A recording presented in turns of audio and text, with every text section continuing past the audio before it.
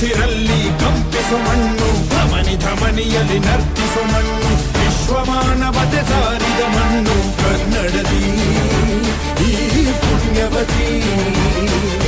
ನನ್ನಡೆದ